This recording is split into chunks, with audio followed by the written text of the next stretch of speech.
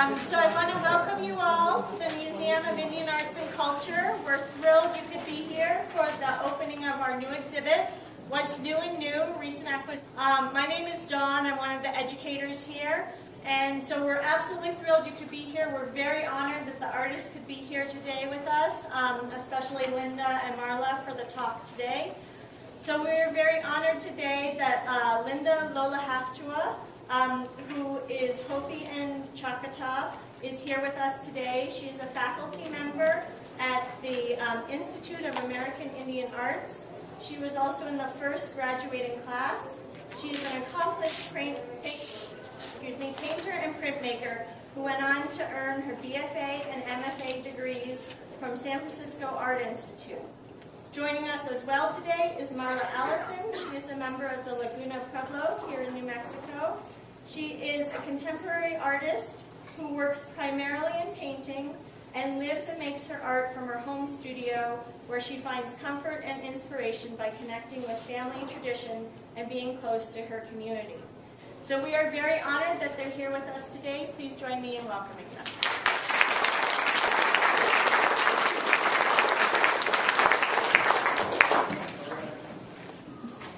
Good afternoon. I'm Linda Lomahaftewa, Hopi Choctaw, like you said. My father is from the village of Shangopali, Second Mesa. My mother is Choctaw from Oklahoma. I did attend the Institute when it first opened in 1962, and in this talk I'm going to show images of my work starting from my high school days and when I first started painting at MIAC. And I've never really done a talk this fast before in 15 minutes, so bear with me, and I guess we can... I start out with a picture of my father as a young boy,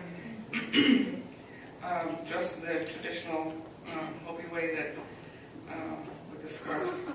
My aunt, his sister, Aunt Lula, and she was actually my Hopi mother. In Hopi way, the aunts and uncles raise you as the parents.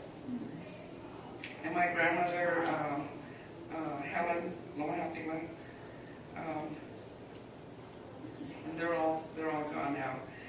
So I started out with my high school work. I actually came to IA in 1962 when it first opened, and thinking I, wanted to study graphic arts, or at that time it was called commercial art. And in my last year of my high school senior year, my faculty advisor, Jim McGrath, encouraged me to go into painting. So I started painting, and so this is my last year of high school. I started painting, and basically all just kind of jumped into it, and all the supplies were given to us. And my teachers at that time were Lloyd New, Adelie Lobama, Alan Hauser, Fritz Scholder. They were all there when they were all my teachers, and it was a great time. I was thankful for the school that collected the work at the time, and it's in the museum, the IA Museum collection. And anyone can go and look at these works if they from the high school time. To look at the collection, you just have to make arrangements with my daughter Tatiana, who is the curator of collections. And it's all housed on campus, out at the IA campus. Okay, so these are paintings and oils, and then I also did fabric printmaking with Lloyd New, who was my design teacher, and they used images from students' work to print fabric. They would hire students over the summer to print fabric, and this particular fabric was used to hang in the dorms on campus there. Okay. Then I went to San Francisco. What did I say more?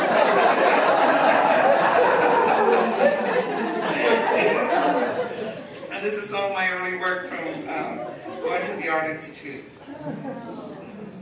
This one I call, Arizona landscape. I was missing Arizona the whole time I was in San Francisco because of the desert that we have out here. This painting was actually, the top part, the sky is pointillism. I did a lot of the dots in oil. This is all in oils. I like doing the blending techniques. I did this, the bird image of, I was looking through some books on Hopi and found this bird on the pottery design, and I used it to create this painting, using my own color scheme, of course.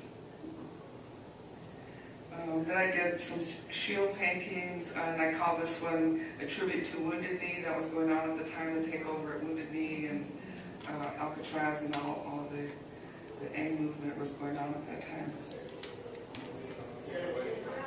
Then there was this big gap from the 60s and 70s to 2000. It's because all my images were basically from that big gap is all the work is on slides. So I'm still in the process of getting all those works digitized and put into a whole PowerPoint presentation using that using those images. So I switched to printmaking now, and I'm doing monotypes. There was a time when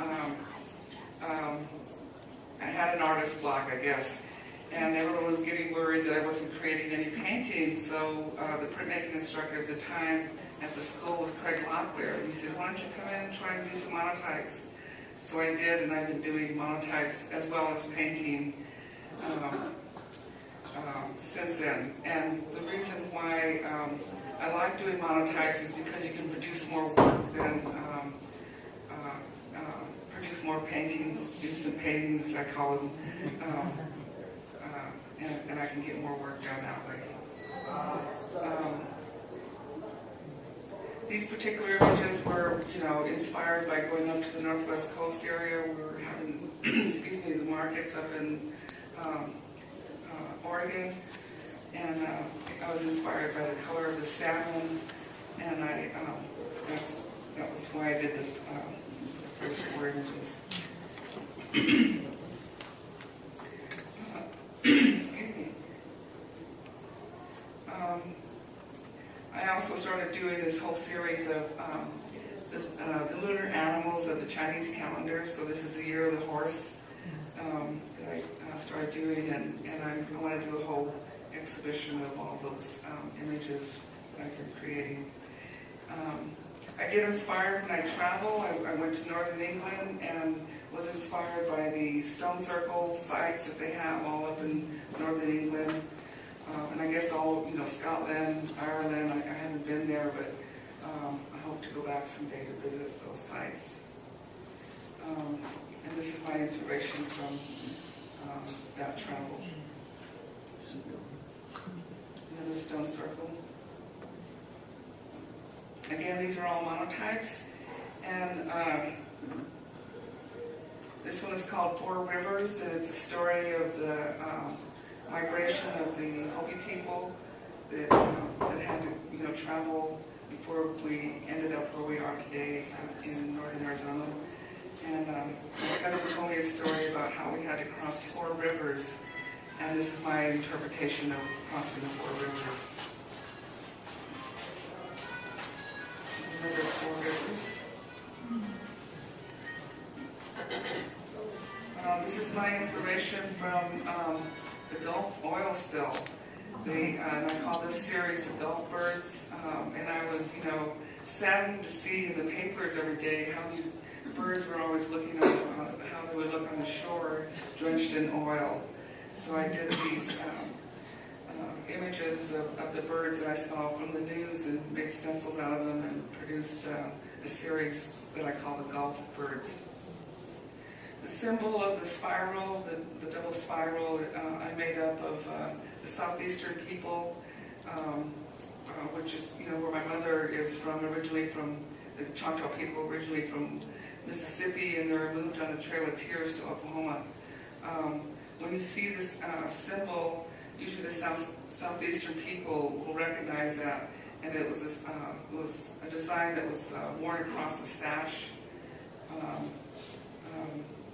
So I put that in there to represent the southeastern part of the United States.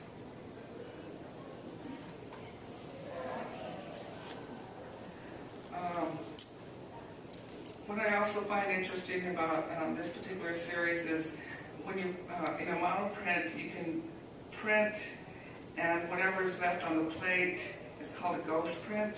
I use a lot of the ghost prints now to print on top of, so I get these different layers of, faint color in the background and then add in papers on top and my stencils.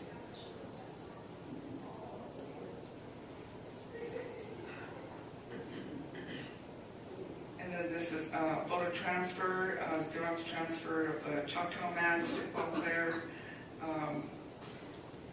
And then the coloring in the background represents water.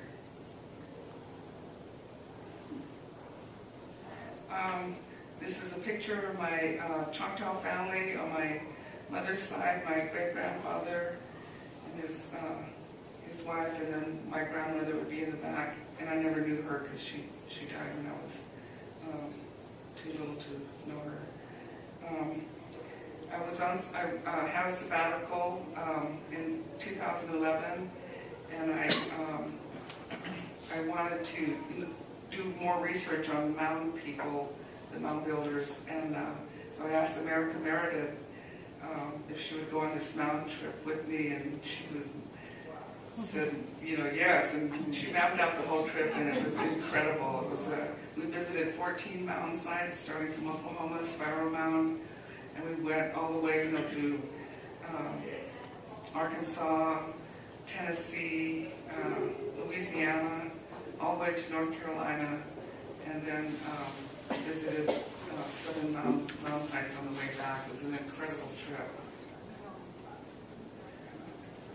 So these are images that I did before we went on the mountain trip, because my daughter had curated a show called Voices from the Mound, and I, from the little research that I had done before that, I produced these paintings and prints for that show, and then after the mountain trip, it just made more sense, how to use those images.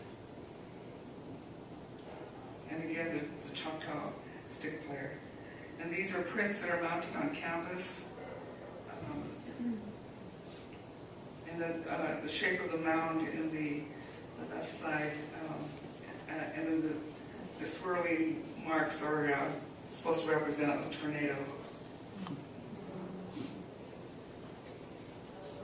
Again, the mound shape in the middle.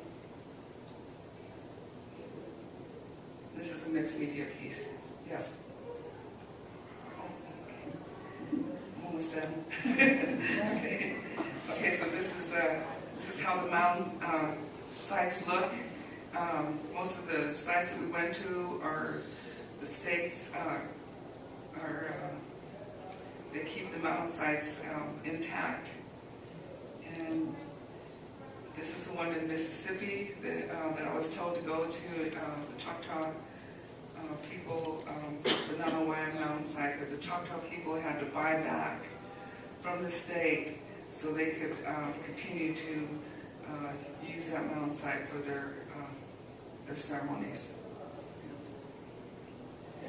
This is stickball pole from Arkansas. I think it was Arkansas. And then the one in North Carolina. Again, the Cherokee from North Carolina also had to buy back their original sacred sites so they could continue to do their ceremonies. This is Memphis, Tennessee, Chigalisa, and then on the way back, Arkansas. And then this is my imagery from the mountain trip. So these are southeastern designs that represent the sun.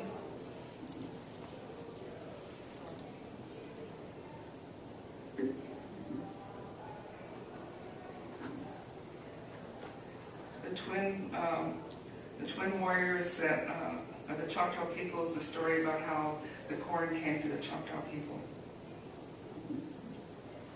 And then I collaged my Choctaw family onto a ghost print using the Mississippi Choctaw stickball player in there to combine the two together. That's it. Thank you.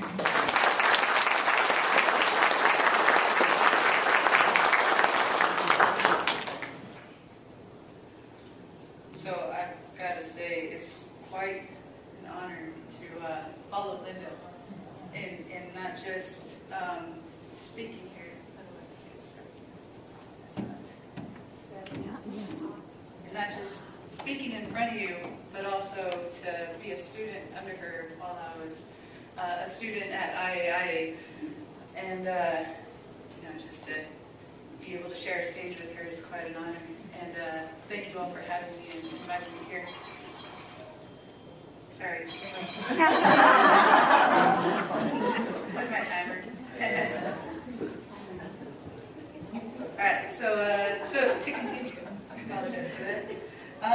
This is some of my early work. I started at school at IAIA, graduated about 2000, and since then it took me quite a number of years to actually figure out how to do this as a career, to be an artist. It's one of those things they don't teach in school. They teach you how to make your artwork. They don't teach you how to actually sell it to people. And as time goes, strength starts to grow as far as self-confidence and being able to put a price on your work itself. So this is some of the start of my paintings. This is Moonlit Pendleton, which is kind of the beginning of understanding of what I wanted to do with kind of pottery design influence, Laguna and Hopi pottery. And I guess my background is I'm mostly Hopi from my grandmother's side, and also a mix of Laguna and Humus Pueblo and half Anglo from my father's side. So I'm a little bit of mix there, but I try and use all that influence in my paintings. And mostly the pottery design, I understand Laguna and Hopi. So I try and use that since I don't know what the other designs mean of any other tribes. But this is kind of the start and the beginning of my work. I started my professional career in 2006, and I'm definitely a baby in the art world as of today. But the start of it was kind of looser brushstrokes, open subject matter, kind of different influence, a lot of faces. I was a big fan of faces, kind of this whole cubism mix with geometric shapes and fitting them together almost like a puzzle. And it was what inspired me and got me excited about my work, mixing tribal design, mixing cubism, urban culture, and it was what I wanted to do, and I found it to be really fun for me.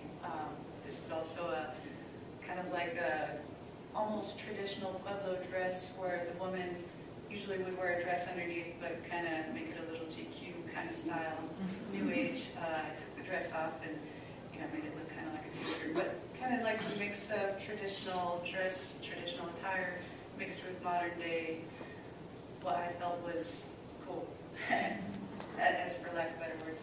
But these are some early works, and as time progressed, I finally was understanding what I wanted to do, what I wanted to show, and found strength in subject matter. So this piece I made, it's called Hanu, which in the Greek language means the people.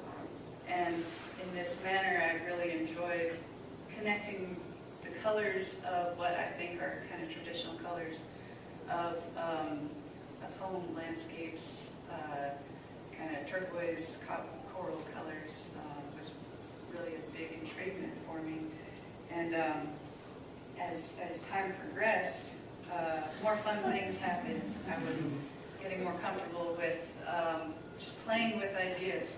And these are just kids having fun with crayons, enjoying themselves. Myself enjoying the fact that I can paint what I feel, and it brings people excitement to see them. That's the main goal of my artwork, is to really do stuff that I enjoy first, and then hope that somebody else will enjoy it later as time goes on. I guess any artist should probably think that they do. And this is still working, getting a little better with pottery design, gold leaf on top of paints, which on her bracelet there is actually my fiance, Pat Pruitt, a design that he does on his jewelry, and he did this blue titanium bracelet with gold inlay, and just because the time was there when I was making this painting, I thought, wow, that'd be cool that, I got that bracelet. And, I'll show all my friends. It was just the idea. It was actually but, one can dream. And this piece here is also definitely my early work, but is now included in the exhibition here at the MIAC. This piece is definitely almost in a way like a self-portrait. I guess with the Laguna Manta holding a basket of blue corn, this is kind of the mix of the time of pottery design, monochromatic, the excitement of artwork that I was still do enjoy, but this was definitely what I was in the moment of whenever these paintings were coming about.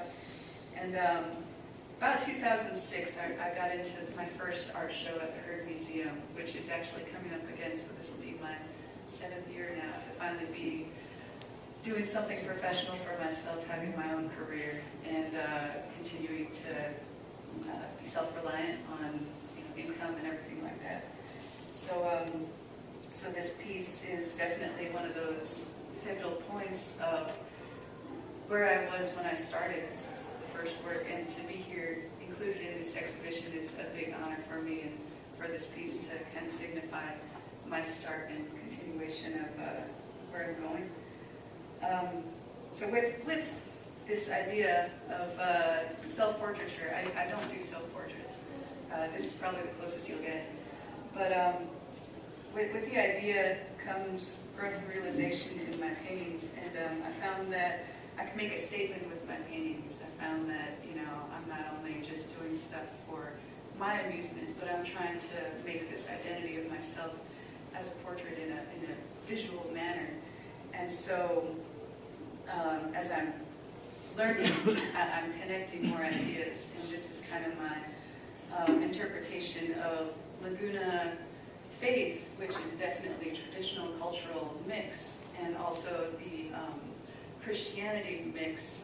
And growing up, I was raised in a Catholic school with all my brothers and siblings and stuff, and it's just part of life. It was a nice public school my parents could afford to send us to, but once I got out of school and went to high school, everything opened. I mean, I got put into the Laguna culture, where got initiated and could take part in some of the dances and other things like that. So the question came up of how do I figure out what to believe in? Do I believe in the God that they say is there, Jesus, or do I believe in the spirits that are in everything, give life to everything? And this is kind of that question of my own personal faith, and I guess one visual that I started following lines of, but in also questioning, became the question of, being half white, half native, how do those clash, how do they merge? To give it a visual, it was really fun to be able to put this onto canvas with paint, and these are just some images that have portrayed these ideas. This is also kind of like along the lines of identity. This painting is called One Face Among the Others. And still kind of mixing Cubism ideas with, I guess, person recognition. There's one person that is you inside of a crowd, but then there's the crowd. So this is kind of that idea in its own way. And in I think a lot of cultures, as you mentioned, in the Choctaw culture, there's the idea of old stories of the twins. In Laguna culture, there's a story. In Hopi culture, there's a story. The boys and girls, sometimes things like that. And this is kind of image of that I made up with me and my sister. Not like we're like twins or anything. But I thought it was kind of a cool way of putting myself into that story. And she's a little darker than me, but standing together, a lot of people mistake us for twins, which is kind of fun.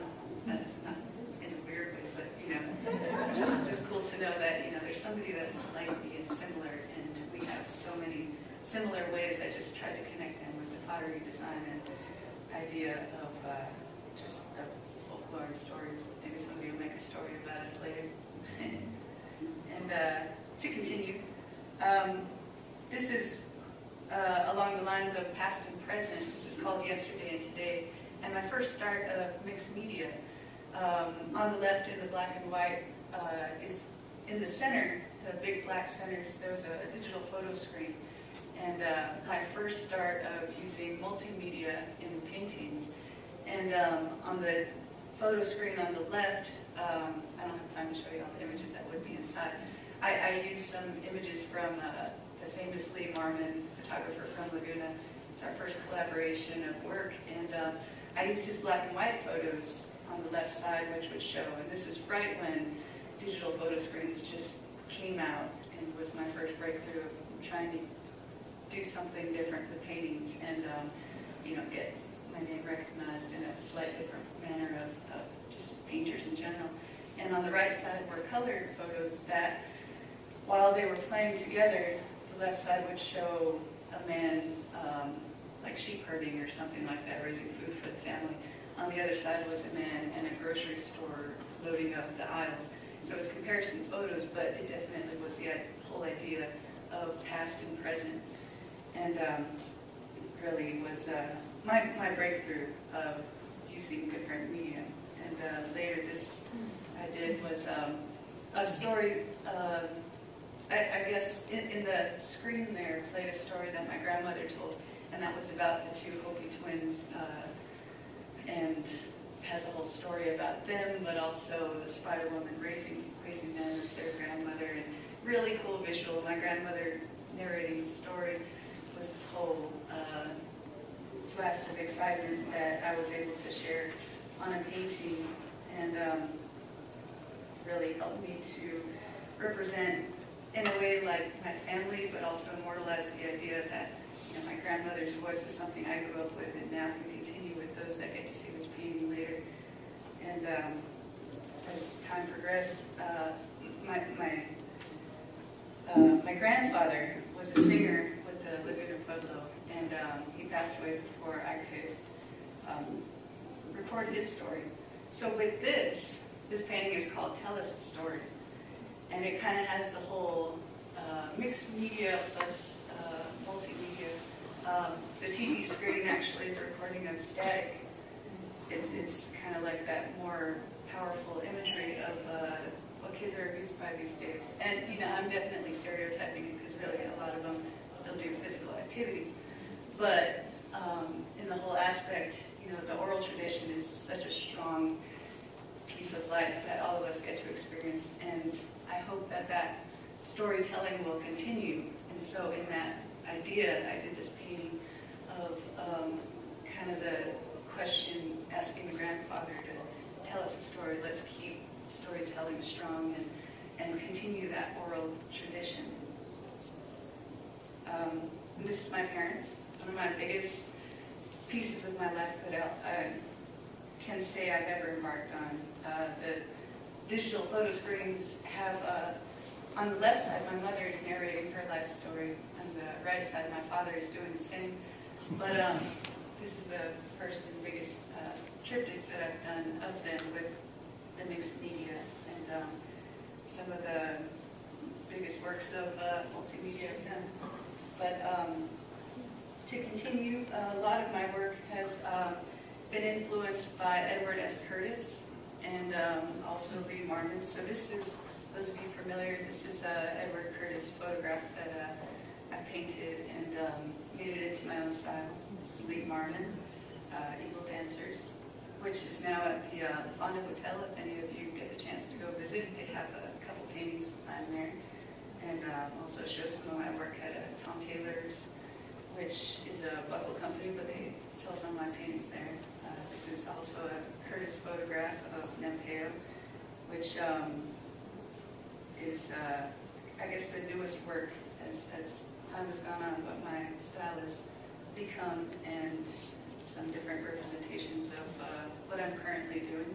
This I finished in last June, and just has a strong image of the elders of Laguna that Lee Marmon had taken photographs of, and also, I guess, really shows what life can produce whenever, with very limited resources of living in the desert, and growing a watermelon of this size with the small amount of water.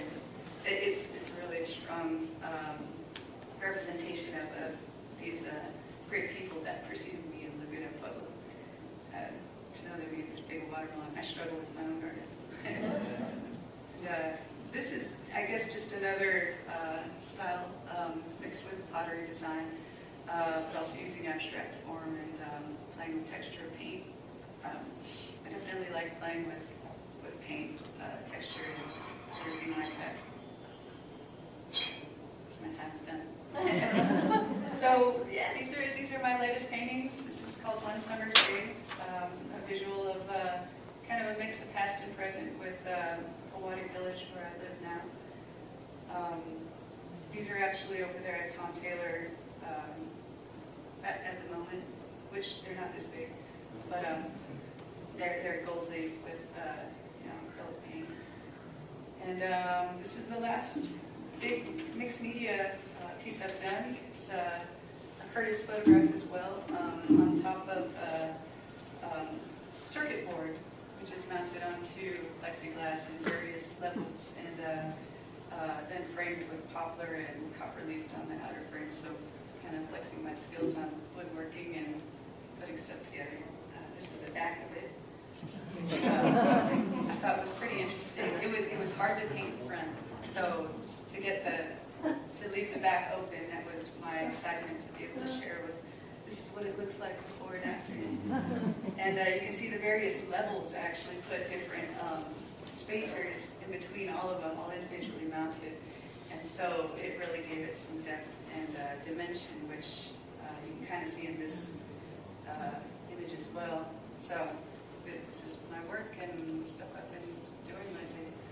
So thank you all for having me.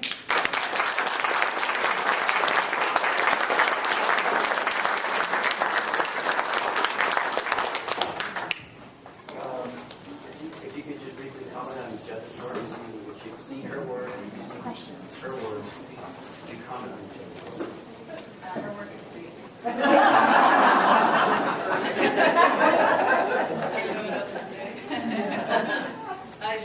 Her work has influenced me in understanding visual texture, and that was the main class that I took with her while there. I used to get the idea of how to make visual texture. And I mean, one can paint a solid surface or blend something, but when you change the paint strokes, it changes the whole look of an entire painting. And thanks to her, I could understand that a little better. Anything else? Could you comment on her work? I like the fact that she's using surfaces to paint on the texture. I mean, I was excited when she first started doing the digital imagery incorporated into her paintings. I was seeing this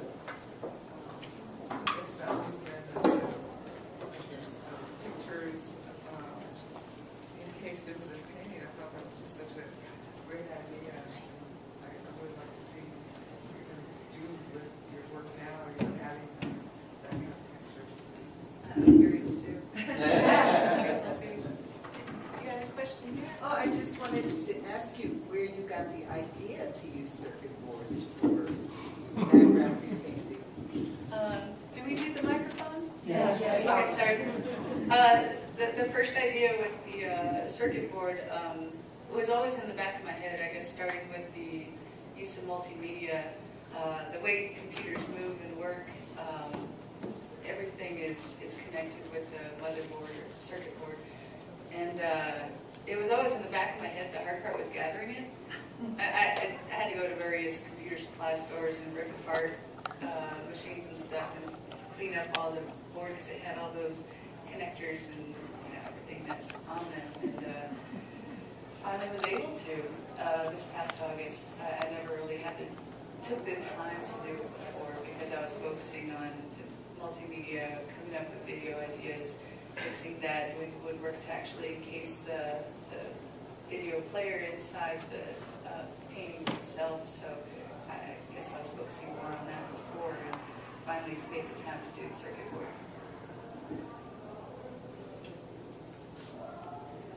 Any other questions? Yes? Marla, you said that school did not prepare you to market your work, Yes. and you are successful. So somewhere along the line, you must have learned about how to market your work. I think I stumbled upon a lot of luck. Just watching, after observation, after art school, I had no idea how to start. I thought I wanted to be an artist. I didn't know what kind. I studied a three-dimensional work, really. I thought I was going to be a welding sculptor, and took classes on welding, really. That never worked out. I always fell back on painting because it was just something I could do. And I guess after a while, I started working for my dad doing carpentry, so I learned woodworking skills from my dad and brothers, thankfully.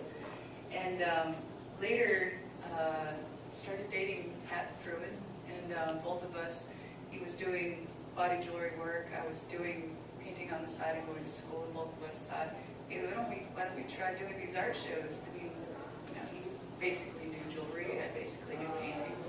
And once we finally got accepted into the Herd Show, he got accepted into the Santa Fe Indian Market prior, and I got into the Herd Show, and both of us taught each other, I guess, figuring out how to take good photographs, figuring out how to get a website going, doors opened, and honestly, stumbling upon luck really does make a big difference in life. Certain things just happen sometimes if you hope big enough, and I guess it did. And I don't know if you want to comment how you got started.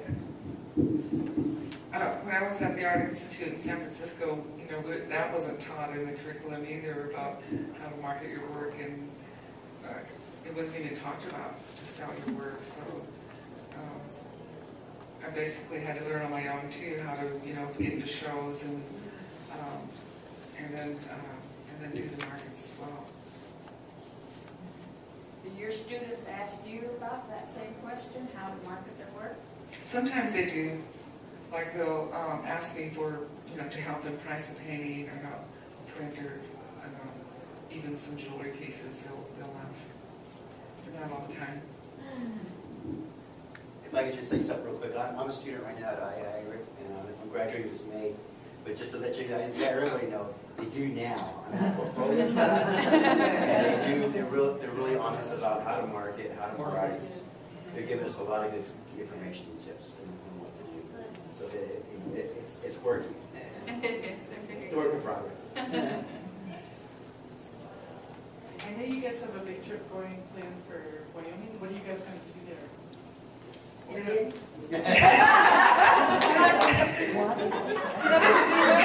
Indians and beadwork. But any natural formations or? Yeah. Basically, we're going to look at beadwork because Jerry lived in Wyoming for a number of years and owned a store, a trade post store where she sold a lot of beadwork and I guess other things from that area. So she knows the people from that area. So I'm kind of going along on the trip for her to teach me. Any other questions in the back? Can you take us with you? Can you take us with you? So both Linda and I are going to be showing at the Herd Museum Fair and Market first weekend of March. So that's our next current show. We won't be sharing booths, but we'll be real close to each other, just down the aisle. So if you guys get a chance to come to the Herd Museum show, that'll be the next big show that we'll be doing together. And other than that, there's going to be just amazing artwork in general and a good big group of people that will be joining us at the show. So, yes, in the back. And you're not currently in the Indian market? I am. Oh, yes. you are, okay. Yeah. So we both do the Santa Fe Indian Market, the Herb Museum show, I guess whatever else comes along the way. We kind of jump in back and forth. We do a lot of the same shows, thankfully, so we get to catch up and see what's new with each other. It's kind of like a family reunion sometimes. Anything else? Any other questions we can answer? Did you say you're part of this? Yes. I never heard that before. Yeah. Not many people know, it's kind of a secret. I'm related to the Toya family, but I hear that there's more than one. So that's the hard part. A lot of them are like, which Toyas? I'm like, I don't know. My grandfather knew all the connections, but then he passed on a few years ago. So we didn't really visit much more there. It was more so getting raised up in Laguna Pueblo, and then mostly we would go visit our family in Hopi and stuff, so I knew the Hopi side more than Beavis. But once in a while they surface and come visit my grandma and I get to meet them. And then along on the Hopi side, we're related because my grandfather and her grandmother were brother and sister.